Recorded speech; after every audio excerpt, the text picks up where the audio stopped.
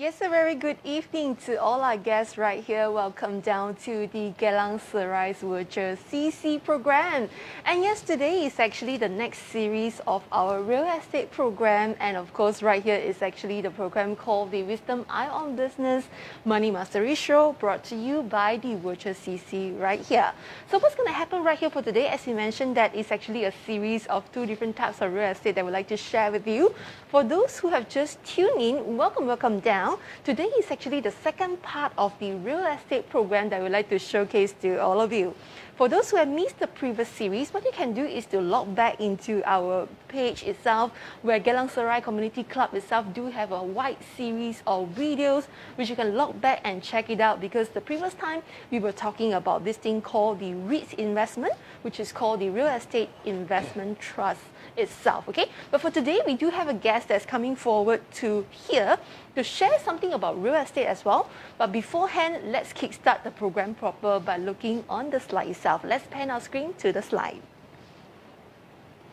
So this program is actually aims to create awareness to the public to be future ready, while Singapore march towards its mission to be Asia's business and financial hub.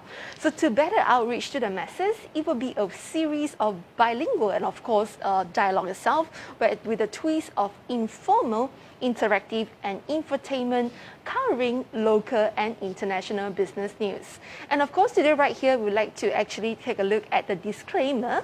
So this program is actually meant for information purpose only and should not be constructed as recommendation for purchase, sales, subscribe or participate in any services or products. So before acting on the information provided, please consider if it suits your objective and risk tolerance. And should you need professional advice, do consult the MES registered representative list, or if you need more assistance, we can always refer a qualified professional for your consideration. So do interact with us, because we do have a Q&A session right here where you can always drop us a live chat during the live show itself. Else, if not, if we are a little bit shy, we understand that this is a personal finance item. Sometimes we don't want to disclose like how much do we have, what should I do with my pot of gold and all that. You can always feel free to write into us, because we do have a professional team that can advise you and to give you some recommendation for your consideration. So with that, today itself, we are also giving out two prizes, actually three in total. One is actually for friends, any viewer right now, okay? If you're tuning in live right now, if you share this video or if you actually interact with us, definitely you are able to walk away with a prize, okay? Which is a $10 shopping voucher brought to you by the program production team itself. And of course, for the second and the third lucky winner, what you need to do is later on our guests will flash out two questions, okay? So what you need to do is just to answer both questions, and if you manage to get the correct answer, you will walk away with a prize as well, okay? So don't miss the chance. Right now is the best time for us to do grocery shopping. We're giving you $10 NTUC voucher where you can shop and cook at home, and of course, be safe during this very critical moment itself while we are going through this second phase of lockdown and stuff like that, okay? So stay safe, and right here for today, without further ado, I would like to bring you the guest for today, which is actually Mr. Swee Yong, and he's actually the CEO of International Property Advisor Private Limited, and he's an adjunct faculty for Singapore Management University as well. And as you can see, the past experience include things like in Century 21, in the bank as well, in many different organizations, even in Indonesia itself, okay? So with that right now, please join me and put my hands together and welcome Mr. Koo. Thank you very much, Huijie. Yes, Mr. Koo. Actually, I saw that you have so many experience, and you were in Indonesia for quite some time, right? About 3 years. Do you speak Bahasa? Not at all. No. I'm here to test your Bahasa today. I'm quite poor with languages. I depend on good working partners who can speak good English. That's a good thing, you know why? Because you know how to leverage on people. And I also wouldn't want to misrepresent anything. Yeah, true. Yeah. So share with us, how do you actually started your journey from, I think you were from different area of work, right? You were in tourism industry, you were managing teams, and how do you went into property and stuck in property for so long? I guess when I was working in Indonesia, my first job in Indonesia was to be the area manager, area director of Singapore Tourism Board. I was head of the Jakarta office in Singapore Tourism Board. So at that time, it was just after SARS. We went there to set up our new office. We started to promote tourism to get Indonesian tourists to come to Singapore. And by and by, I also supported some of the Singapore businesses who were in Indonesia promoting their services. And then one of the developers from Singapore said, hey, why not come over here and help us promote properties? Because when you promote properties in Indonesia, you are also bringing in a lot of tourists who will be coming into Singapore to look for properties. So in addition to shopping on Orchard Road, they are also shopping for their new home. So I jumped over, and then since then, 2000, which is Far East Organization, right? Far East Organization. All right, yeah. that's a so very since reputable one. 2004 Yeah. until now, I've been inside the real estate industry. I see. Yeah. Cool. And how do you actually, I know that now you also do lecturing, and in fact you have a few lecturing stint in like Ngee Polytechnic, NUS, and even for SMU. So how did the journey from, like managing business and property, and next educating people in terms of, business and properties? Okay, in that case, maybe I would consider myself a little bit more talkative and loudmouth, maybe a little bit of a kaypoh, so I've been expressing a little bit of opinion here and there. Then the media picked up on some of my comments, picked up on my research. So from 2006 onwards, I was regularly commenting about the market to the media. And subsequently then, upon encouragement from some friends and from an editor, started to write opinion pieces for Today, and I've also contributed to Business Times and to Straits Times. And then some people say, hey, why not compile some of these works into a book? And so with these opinions and research being published, the Institute of Higher Learning also started to pay attention. Hey, maybe you would like to come and be a guest lecturer. And starting from guest lecturing, which is a once-off ad hoc, then it went into, hey, would you like to develop this module with us? And then it went on into, part-time lecturing, I guess. So sort of like one thing leading to another, and it is because I'm actively engaged in the market, doing research on the ground, taking photographs of this site, walking around and looking at how the market is performing. Okay, and I think that you mentioned a book. Is that this book that you are talking about? This is my sixth book. Number 6 book. Yeah, wow. in 10 years. There are like 5 here. Where's the number 6 then? This is the sixth. It's the 6, but Yeah, I saw correct. this So inside as well. There. So 1, 2, 3, 4, 5, 6. Yeah. Oh yeah, sorry. Correct. I miscalculated. Yeah. So All right, it's the 6th book, and I'm so lucky today I got this for free. Thank you so much, Mr. Koo. This one All was right. just published. So last year during lockdown, I started to put the information and the data together again. And because of this pandemic, it has actually forced us to change our lifestyles a little bit, change our work styles, change the way we do our education, for example. So in fact, it will impact how real estate and humans behave in future. Yeah. So chapter 1 covers a lot of these changes, and this was published just in February by Marshall Cavendish. Yeah, which is a very big publication. Yes, I'm correct. pretty happy that you actually got this out. And if you look over here at the title, if it's a little bit too small, it's called The Future of Real Estate. What's next after new tech and COVID-19? I think it's really timely because COVID-19 has changed so much of life and people and all that. And I think, cool, you are really indeed a very good author, yeah? I saw things like Reader's Choice Award, and you gotten like even popular and things like that. So this is just a nomination. I eventually didn't get to win the award, but well, the nomination was for the top 10 at least. So at least 2 of my books got into the top 10, I guess. Yeah, that is already very good, okay? And just like you were saying that you have a lot of media coverage and stuff like that, just give me a quick nutshell, okay? I did see that there's a lot of coverage on you on different type of media. What is the visions for Singapore's real estate industry for 2021? I think we are in a very odd situation because right now, whether it's real estate, whether it's stock market investments, whether it's crypto investments, it seems that there's still a lot of money getting into investable assets, but at the same time, we know that the economy hasn't healed itself. I mean, large parts of the economy, such as tourism, aerospace industry, transportation, hotels. So many people seem to be still struggling for their livelihood, but yet on another hand, we seem to see that real estate and stocks are getting rather hot. And in fact, certain stocks are even hotter than pre-COVID. So I think we are in a little bit of a very tenuous, very iffy situation. I'm afraid that something might break. The like bubble, right? We talk about things like tech bubble and because the stuff. fundamentals isn't there to support. It is not a broad-based recovery at all. Yeah, actually, I do agree what Koo has been saying, especially those who are following stock market and all that, like Tesla. Previously, actually went to like $300 over, but right now it's actually slipping down. And a lot of people are also having this thing that, what kind of basis are we talking about? Electric cars, EVs, and all that, and many other things that's happening as well. And of course, today we're not here to talk mainly about will property market collapse or will property market continue to strive.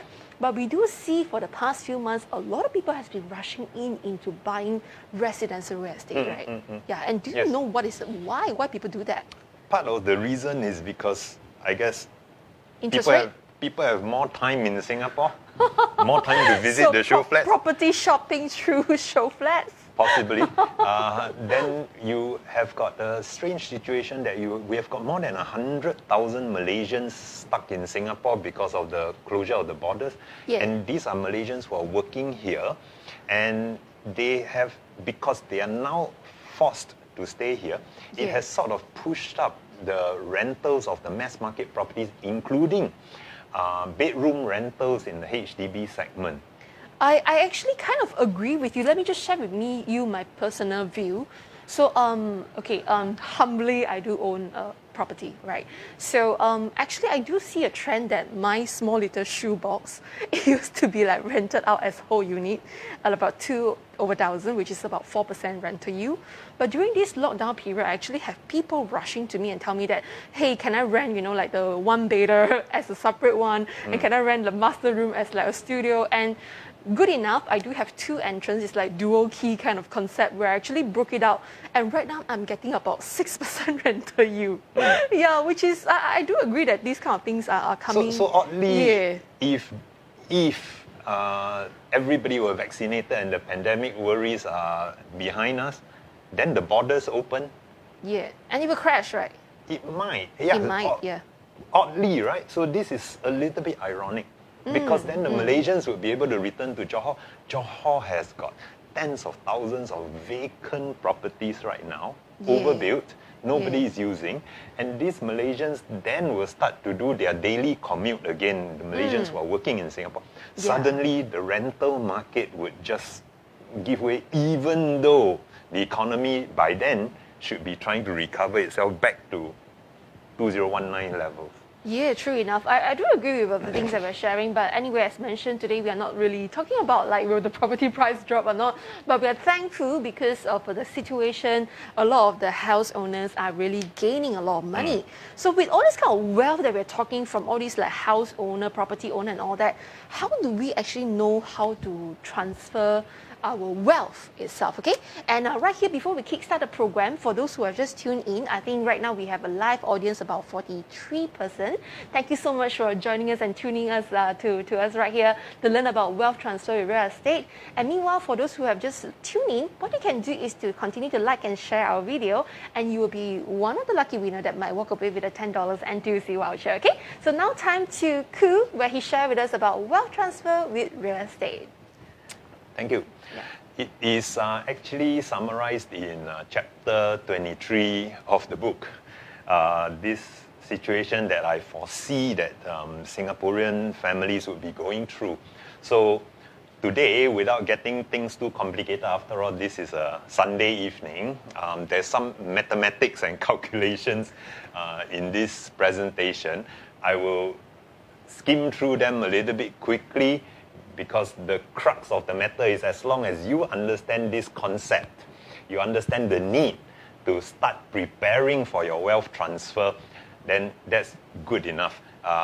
Anything more complicated, more complex in terms of calculations, we can discuss offline. Perhaps when you email to Hui Jie, she can forward it to you. Yeah, certainly. then we can discuss separately. Yeah, so what are we here to learn for today? Okay. So today we will use the example of Mr. and Mrs. Lim, a typical family in Singapore, to discuss what they are planning to do with their retirement planning.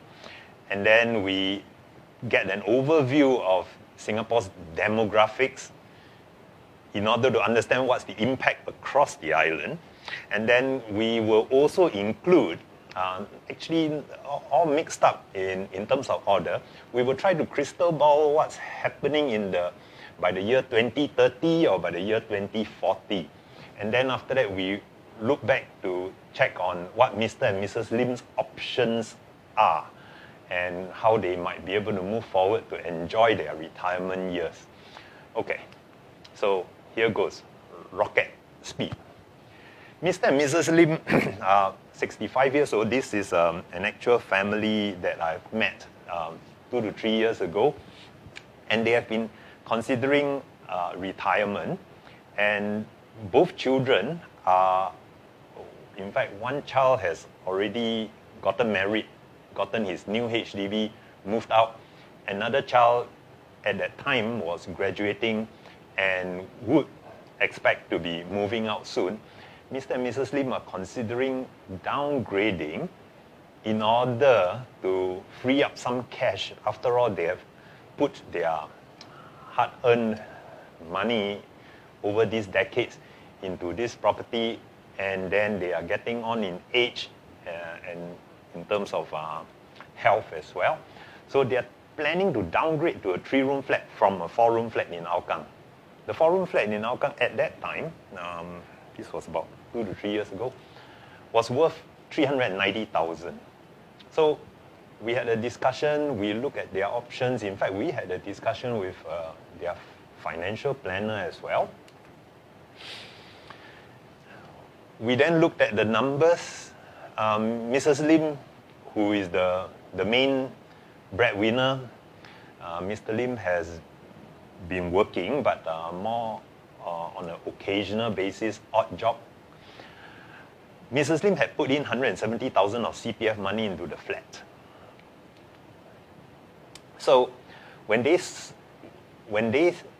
sell, if they were to sell their HDB 4-room flat, 390,000, then they would have to repay whatever was taken out of the HDB, whatever was taken out of the CPF.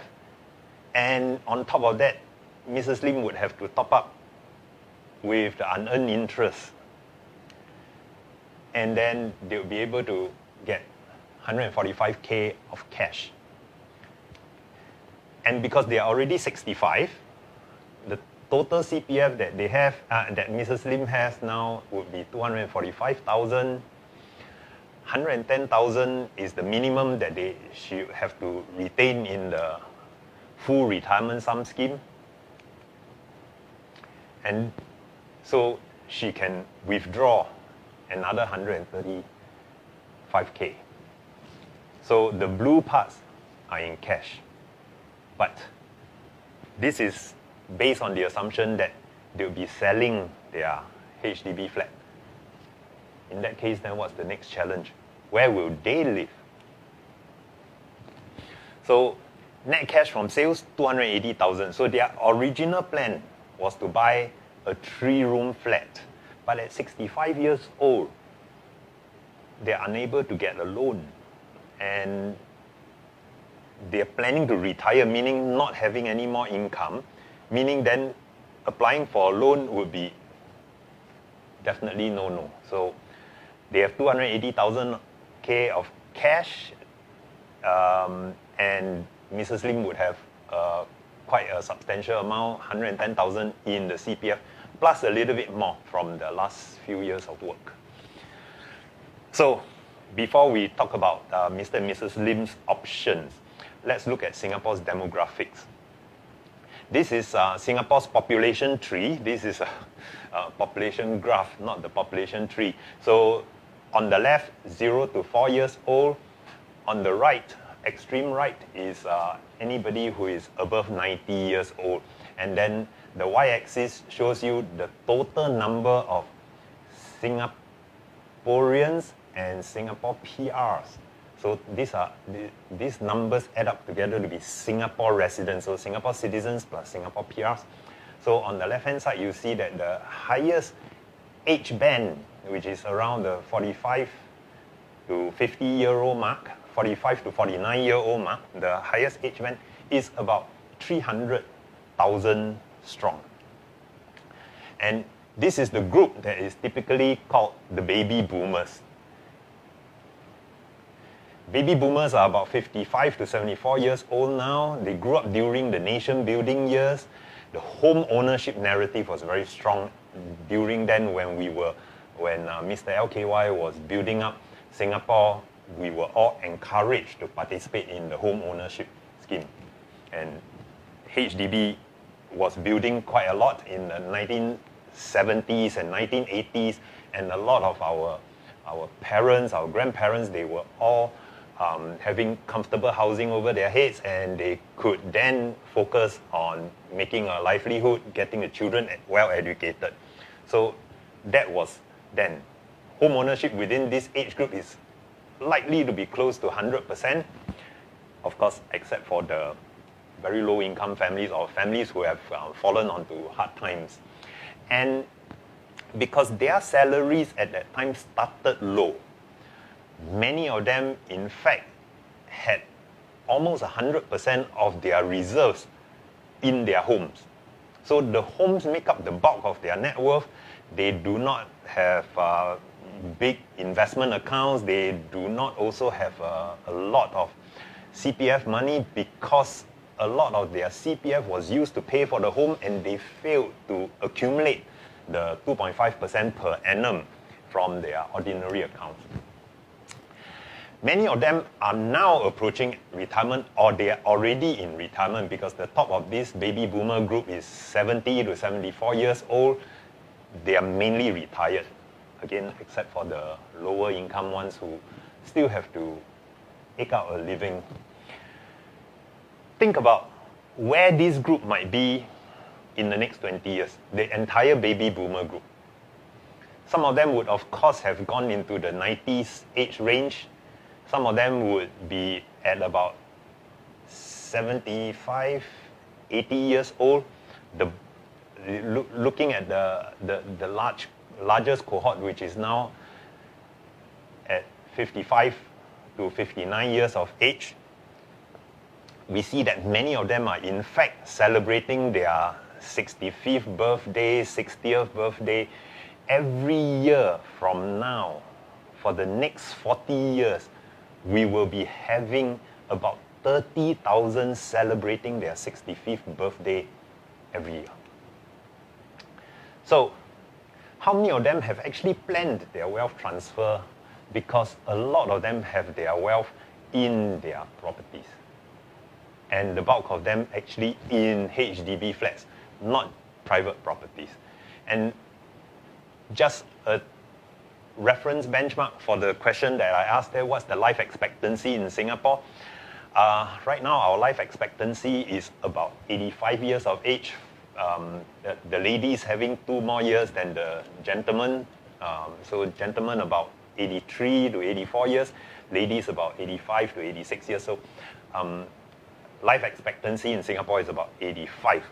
So when you're planning for your retirement at 65 years old, you have got to prepare sufficient cash to live another 20 years.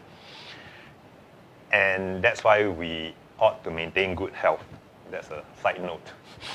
So what are the types of homes that they'll have to be considering for the wealth transfer?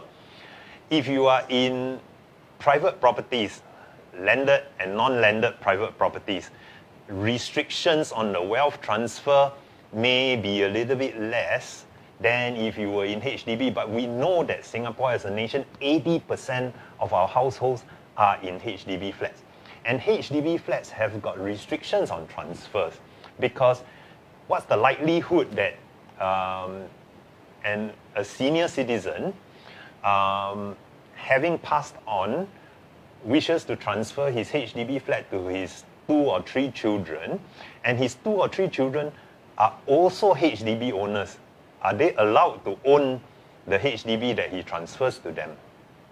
So because of that restriction, advanced planning is always a good thing to do, rather than having to only letting your family decide on what is going to happen upon your demise.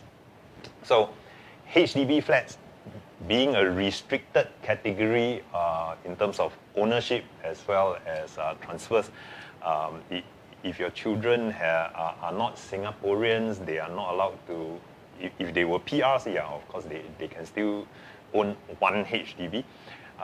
Some of the children might also have moved overseas and taken on other citizenship. So the HDB flat may not be transferable to the children. So what we are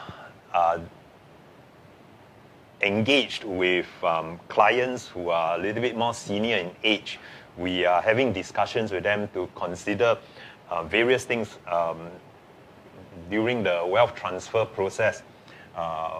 When your children inherit it, subsequently after inheriting the property, when they sell, would they have to consider a seller's stamp duty if they were to sell it within 3 years?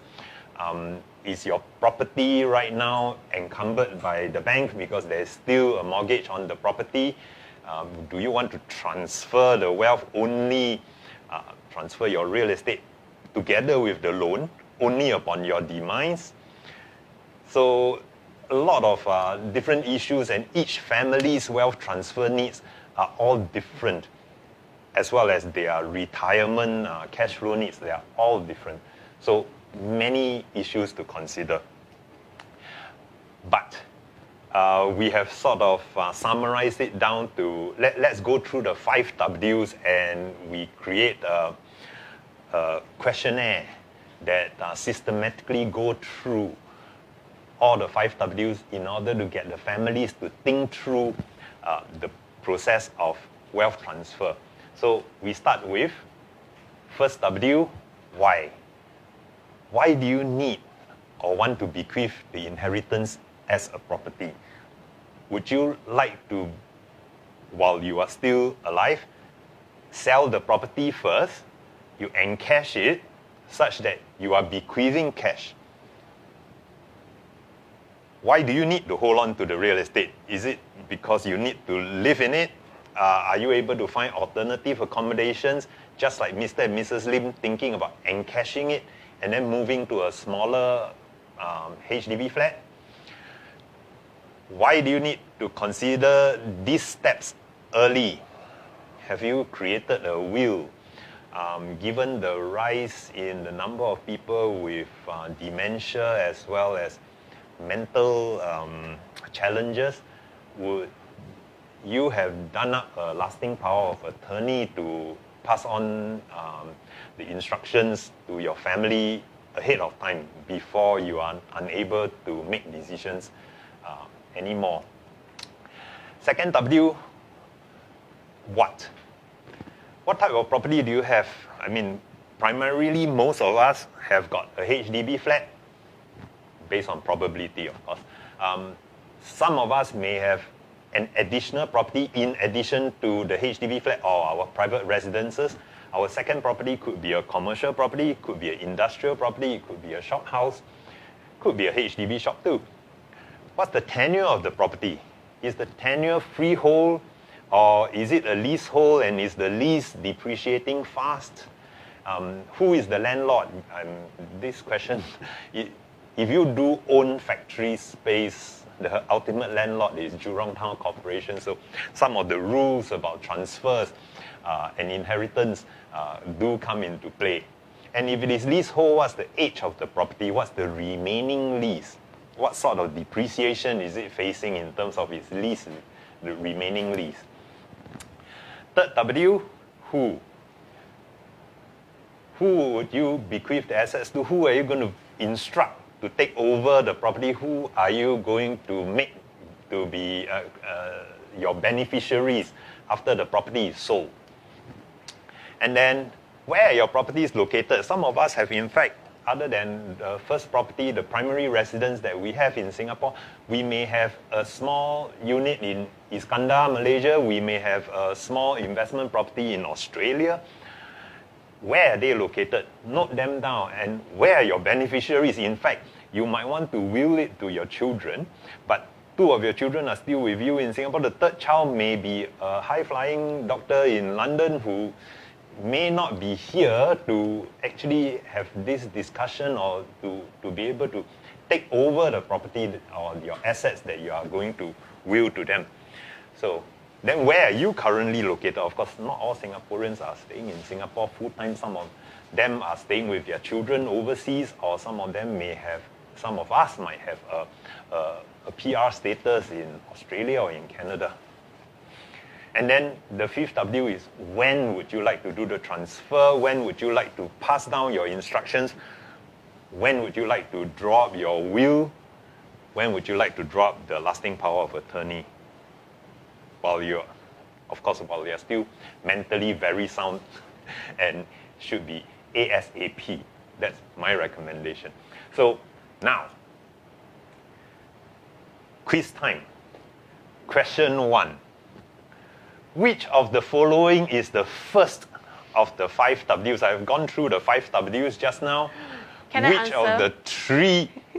You can answer, but you wouldn't have a prize. I will get the wrong answer. WhatsApp. Oh, so you're giving away one of the 3. Anyway, I can't. Even if I get the correct answer, I'm not entitled for the prize, right? Okay. I mean, we are in Geylang Serai, but I'll have to call out Gelong. Kelong, right? Kelong, yeah. That's a really Kelong thing. Anyway, I just have one question before we come to the quiz here. We usually learn this thing called 5W1H. Why is there only 5W instead of 1H? Do we ask ourselves like how and have the thinking process on how do we execute this sales or transfer? Okay, I would then suggest that the how be done together with your financial planner, or it could be done together with your estate planner, or maybe if you have somebody who is helping you to write the will, that person together with your financial advisor. Yeah. Because many of us have insurance, and these financial advisors who sold us the insurance, they are also pretty well educated in terms of the wealth transfer process. Engage them in a conversation and then decide on how to do the retirement planning, as well as what is good time for all these transfers to take place. True enough, I do agree actually. This is the time that we really see how well a financial planner are skilled, right? Because a lot of times people will feel that insurance agents are usually just there to sell and sell and sell. No, they are not. Yeah, in fact, I would say that our insurance agents in Singapore have actually become a lot more qualified and all-rounded now in terms of investment products, in terms of wealth planning.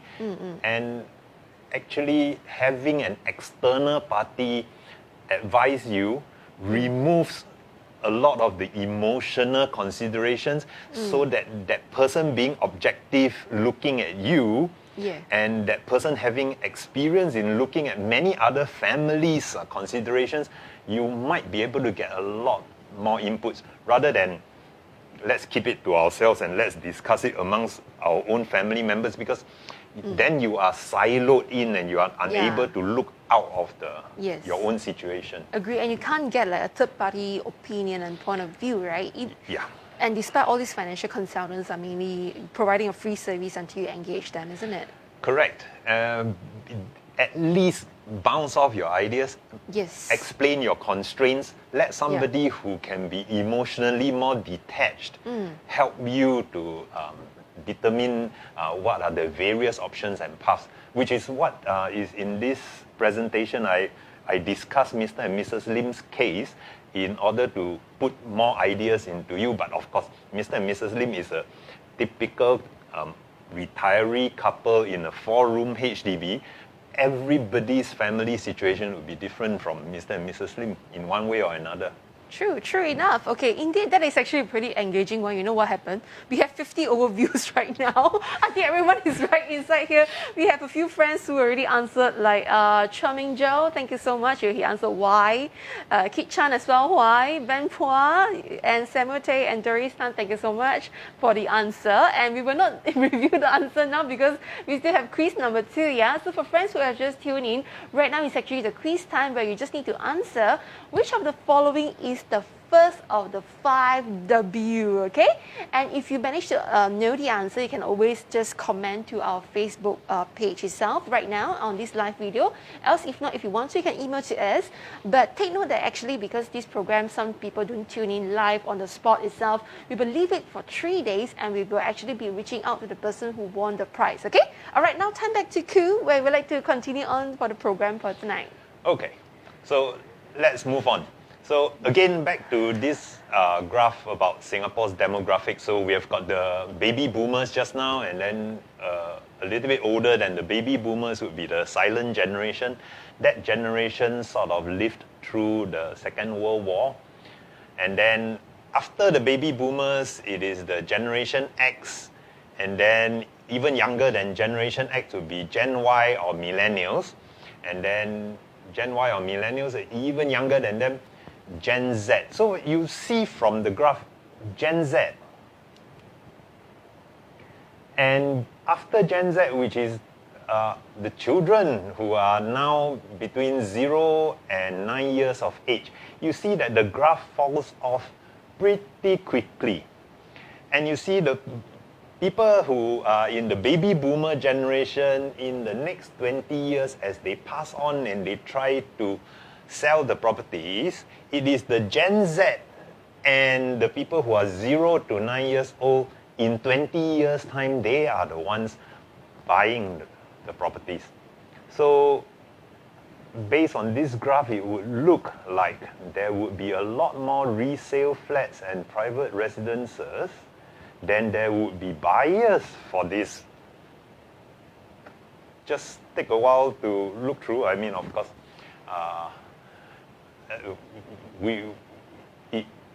it takes a while for you to get used to thinking through some of these numbers and looking ahead 5 years, 10 years, or even 20 years. So does that mean that actually there will be more and more properties that is getting older, maybe those that is actually in the 1940s, built or 1950s right now, because they're already baby boomers, they're in the midst of demise or probably retirement and stuff like that. And a lot of youngsters, they don't want to buy those. They rather go for like single scheme and all that. So what's going to happen to all this property? Are they going to sell back? That's the reason why the government came up with CPF board. They came up with like buyback scheme kind of thing. Is that what is facing? What are we facing right now in Singapore? Yes. So the older flats are. So in fact, it has become a bit of a two-tier market. Those HDB flats that are between 5 to 15 years of age are still able to command relatively high resale prices, but flats that are at 40 years or 50 years of age, partly also because there's some loan restrictions for younger buyers, there's some CPF use restriction for the younger buyers. So in general, the demand for them, other than the fact that they have depreciated in their lease, there are fewer buyers. Later on, I'll be showing a graph that would explain this a little bit more. But just based on this chart, look at the home ownership. 3-room flats, 4-room flats, and 5-room flats, they are all above 90%. They are about 95% homeowners, owner-occupied. And so the people who are at the 65, 75, 85 years age, 90% of them own their own homes. And like I said, right now, our annual births is 30,000, annual number of deaths about 22,000. By the year 2030, there will be about 30,000 passing away each year. And so how many of these people might have to then transfer the property to the children, failing if the children already own HDB flats, they are unable to transfer, then it would have to come out to the resale market. So any plans for the inheritance of these units? How many units will actually be inherited instead of the children putting it out into the resale market to sell it so that they can share the cash proceeds? Yeah. So we have got to be cognizant that the numbers of this resale, especially the older HDB resale flats, will be increasing in future. So I just have this question. Is it better thing for me? Okay, assume, okay, I don't mind disclosing, a single woman like me, okay, if I really want to buy like a property, should I just go for like single scheme, or should I just go for those like in their like 40s, 50s? There are a lot of people are like trying to sell it out but can't really fetch a good price, and I just take that as part of my like either rental income or my own use and things like that. I would say that if you are planning to buy it as an investment, then you are going to be going against this demographics trend.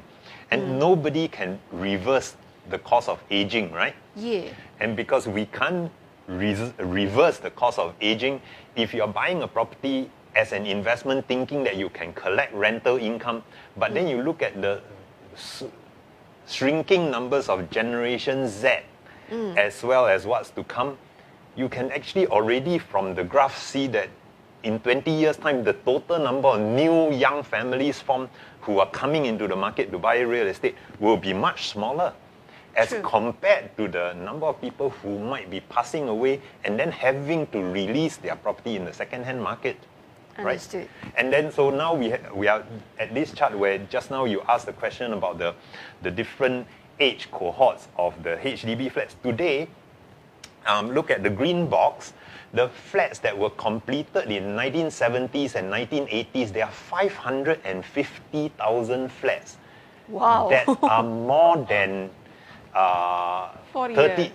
30 years old, because those that are built in 1980s, on average, they are about 35 years of age. Those that are built in 1970s, on average, they are 45 years of age. And by the year 2030, where 10 years later, the number of deaths might equal to the number of new babies born, in fact, there will be these 550,000 HDB flats will be all of them will be more than 40 years of age. And the 40 years of age mark is important, so hold on to that thought. Later on, I'll show you the depreciation graph. That 40 years of age mark is important milestone, and is an important milestone because the depreciation goes faster after that.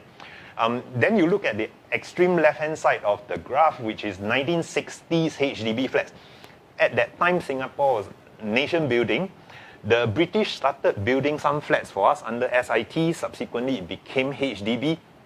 And a lot of these flats, in fact, our HDB new towns then were brickworks, Queenstown, around Tiong Bahru, around Bukit Merah. A lot of these flats have been demolished because of poorer construction material. Maybe some of them were still using lead pipes, or there was some asbestos inside. Some of them are conserved, such as those in Tiong Bahru. But the 1960s flats are mainly that 117,000 of them, they are just reduced to a handful, maybe a couple of thousand left. Most of them have been demolished or searched, unblocked, and then built into new flats already. So we are now more concerned about the very huge 550,000 that is from the 1970s, 1980s. 1970s, you can consider, for example, Toa Payoh, Lorong 1, Lorong 4. 1980s flats, for example, you can think about Circuit Road, Aljunied, you can think about Marine Parade. These are the 1980s flats. So that's why I say there is a bit of a split market. This bunch of older flats, valuations are hardly climbing, even though we now seem to be in a hot market. The record-breaking prices, those HDB flats are from the last completed in 5 years to 15 years ago. Yeah, like Bishan, right? Some of the Bishan or some, Tanjung Pagar, for example, Pinnacle and at Duxton. Yeah, correct. So there's a Yeah. bit of a disjoint. The market is starting to widen up. Okay. So based on forecasts, I worked this together with a team of very bright SMU students as a side project. We did the forecast, we ran the numbers over a couple of months, and we then estimated in the year 2030, for example, the yellow bar in the middle. In the year 2030, how many HDB flats would come into the market as a result of the death of the second owner? Because when one of the two old couple, the first of the two old couple passes away, the second of the couple retains ownership of the flat. It is only when the second of the couple passes away that the flat would then come out into the resale market. If the children are unable to inherit or unwilling to inherit the flat, they would then sell it in the second-hand market, and then they would split the proceeds of the sale. So our estimate on the low end is that there will be 3,400 units that will be for sale due to the passing away of the second owner. At the top end, we estimate there will be 8,000 units. Now, just as a sense of proportion, the annual resale transactions of HDB flats is about between 20 to 25,000, so let's take it as 23,000. And even a 3,400 resale units due to the passing away of the second owner, that is about 15% of the 23,000 volume of resale HDB flats a year. It will add on to the resale price pressure downwards. So this is just one example. Plus, these flats are getting older. So by the year 2030, we will be having 550,000 flats that are more than 40 years of age. We will be having 200,000 flats that are in fact older than 50 years. So can the value sustain, be maintained flat, or even climb? And for the people who are retiring in the next 10 to 15 years, what does that mean for the nest egg? Because most of their hard-earned money has been put into CPF, and from CPF, they then use it to fund their housing. And the depreciation, the lease depreciates every year. The decline in value accelerates as the flat goes past its 40-year age. So your flats will depreciate to zero at 99 years, so that's okay because it's a 99-year lease that we took from HDB. But the depreciation starts to accelerate more beyond the 40 years age because of HDB loan and CPF payment restrictions for younger people who want to buy some of these old flats. So meaning they have got to fork out more cash. Plus, loans are not available for elderly people who are above 65 years. So in fact, if they wanted to downgrade to an old flat, they would also have to take out a lot of cash to buy the down flat. So this together means that these restrictions together speed up the rate of depreciation, even though there is a mathematical 1/99 sort of depreciation on the flat. So this is a simulation of a flat in Marine Parade. And we did this simulation in the year 2017 together with a couple of very bright students from NUS Real Estate Department. We looked at the flat that was transacted in 2017 at 860,000 in Marine Parade. And as it ages, its lease became less and less. Fewer and fewer people in the market would be able to buy it without taking out a lot more cash because of restrictions on CPF usage and restrictions on home loans. And therefore, it is not just the reduction in the total number of years that you can use the property, the HDB flat, it is compounded. The situation is compounded by the fact that many people who wish to buy these old flats would have to take out more cash, take out less loan, and use less CPF. So that's why the curve starts to drop pretty sharply. So, after giving you a lot of the macro information, how would Mr. and Mrs. Lim make a decision on their retirement? So option one is that was presented to them. They can sell their current flat and rent a 3-room flat around the Hougang area at roughly $2,000 a month. Option two, which is the option that they wanted initially, was to sell their flat and downsize by purchasing a 3-room flat. So with these two options, how much cash do they need? Their monthly expense will be about $3,700 a month because we added on living expenses for Mr. and Mrs. Lim to the rental. And don't forget that they are actually thinking about retiring, meaning both of them will not have any more income. So $2,000 of rent plus monthly $1,700 to support their utilities bills, their food, their telephone bills, for example. So with this $3,700 a month and the cash that they have from selling the property, as well as the payment of the CPF full retirement sum every month now, Mrs. Lim will be getting her monthly check from CPF. They can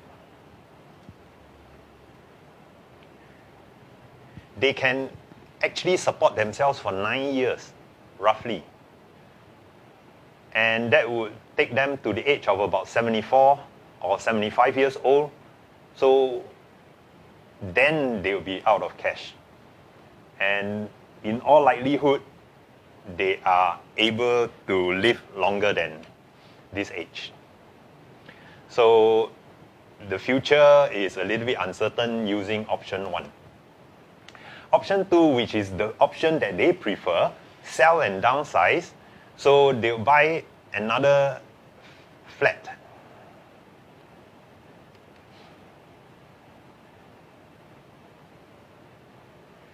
Mrs. Lim's full retirement sum from CPF, she can cut it by half to pay for the flat. But then her retirement payout every month would be reduced to about $800. So in this example of selling and downsizing, they are still then an owner of a 3-room HDB. They'll have to pay S&CC charges, annual property taxes, and in this scenario, they have actually used up their cash savings. So meaning Mrs. Lim has to remain employed. Just rewinding back to show you, the cash from the sale is $280,000. She can take out some money from her CPF full retirement sum account. She reduces her full retirement sum to the basic retirement sum, and she would have used up most of her cash. And so she would have to continue being employed after the age of 65. So meaning that actually in both option one and option two, they do not have the luxury of being able to fall sick or that they are able to take a holiday. Of course, unless both children continue to support them as well. So there are, of course, a few other options that we have explored with Mr. and Mrs. Lim, but those were not so preferred. So I highlighted options 1 and 2. But basically, we need to think through this case, think about our relatives or our older relatives, or think about our older cousins and friends. We actually have to start having a conversation with everybody who is moving towards the retirement age or just past their retirement age to consider what is wealth transfer of their properties and assets.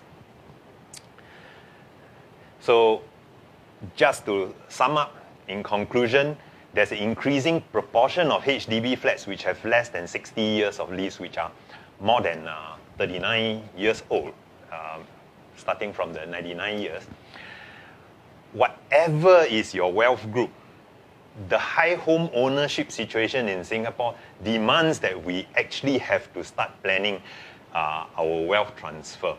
Even if you just have a 3-room flat, a modest 3 and 4 room flat, you have to start thinking about it, because you cannot just pass it to your children easily, especially because your children also own their own flats.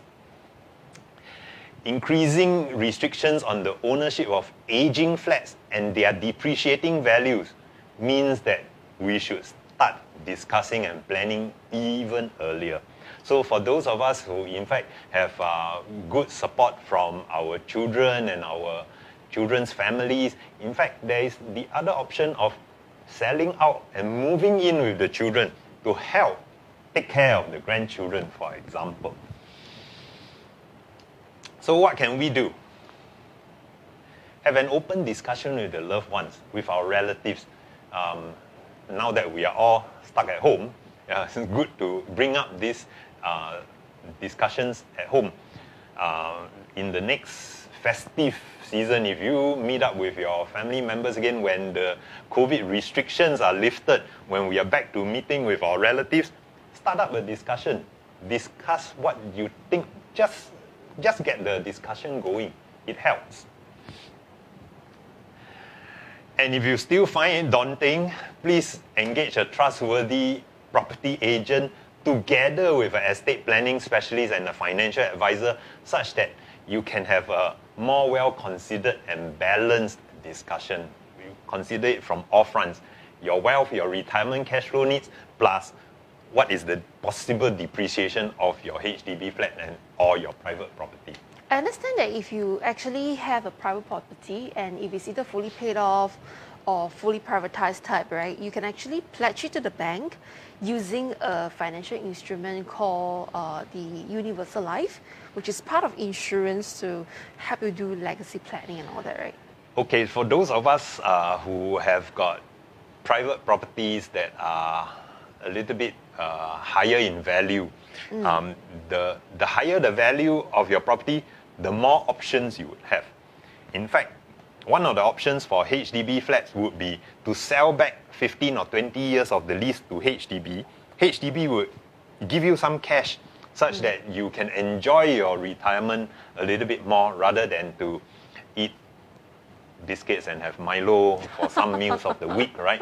There are various options, but it depends on your lifestyle, it depends on your children, your support group, and also, of course, it also depends on your health.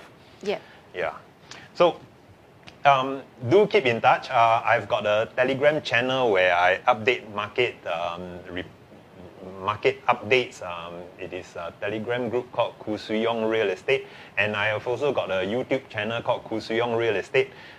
Find me there and then subscribe, and you can follow some of my comments about the real estate market, including commercial properties, industrial properties, and so on. Yeah, we would like to actually have more sessions in terms of property, maybe covering other things in the future, yeah? Okay, so we come to the next item here, which is the quiz time once again. So the second quiz, cool. What other options are available to Mr. and Mrs. Lim? A, B, C, or D? A would be sell and move in with the children. B, sell some years of lease back to the HDB. C, downsize to a brand new HDB studio, or in Chinese we call that 老人公寓. Or D, all of the above options are available to Mr. and Mrs. Lim. Okay, so for those who have been listening, I'm pretty sure that you are aware what is the answer. We will leave it there. So be mindful that, friends, you need to answer both questions in order to be entitled for winning the prize, yeah? So meanwhile, at the same time, as shared as well, it's actually going to be 3 working days from the date of the published date for this video itself. So that means today is Sunday. We have Monday, Tuesday, Wednesday for you to come back into our chat here to answer the question, okay? So don't miss the chance. We will review the answer before the next session of Money Mastery Show. So with that, the last part for right here here, which is the Q&A. Is there any question that all of you have? If you do have some question, feel free to post it there, or if not, just write an email to us, and either myself or Mr. Koo will definitely be here to help you answer, and it's pro bono, not to worry, yeah? And meanwhile, okay, so right here we come to almost the end of today's program. So once again, a disclaimer, this program is only for information purpose only. So with that, at the last slide itself, Koo, share with us your view in terms of money mastery for our personal journey and real estate as well. I would say that we are in completely odd times. Everything is sort of up in the air. New surprises happening every 2 months, every 3 months. So right now, I would recommend them. Cash is king. Yep. There is nothing to be ashamed of, holding a lot of cash and very little investment. So that would be my very conservative sort of leaning. Let's play safe. Yes, let's play safe. I think that is very, very important. Yeah, for friends, if you notice recently, there's actually a big shift, and there's always this saying, sell in May and come back after the winter. Sell in May and go away. Yeah, sell in May and go away. May month, right? Somehow May is finished. It's finished. Yeah, in 2 days' time, it's June. Yeah, it's 2 days time it's June. But in the financial market, we always say sell in May and go away and come back on September again. Yep. So these next few months is going to be a little bit risky. As you can see right now, Melbourne is on lockdown. Singapore is on lockdown. And there are more and more things. Vietnam just started as well, okay? Yep. So do stay tuned, and of course, do play safe. I do agree with Koo. We just have lots of cash. Put it down. It's okay. Lesser interest rate is better than burning it away, okay? Yep. So with that, we will say thank you so much, and thank you so much, Koo, for joining us right here. And we would like to actually welcome you once again for the next session, which gonna be Forex, and we will have a banker joining us, okay? So if you'd like to watch more of all this program, or if you'd like us to cover any topic, do write into us, and we'll try our best to cater to grow you on your personal finances. So meanwhile, at the same time, right here, we'd like to say thank you so much, and Koo right here as well. Both of us are signing off for tonight. Thank you.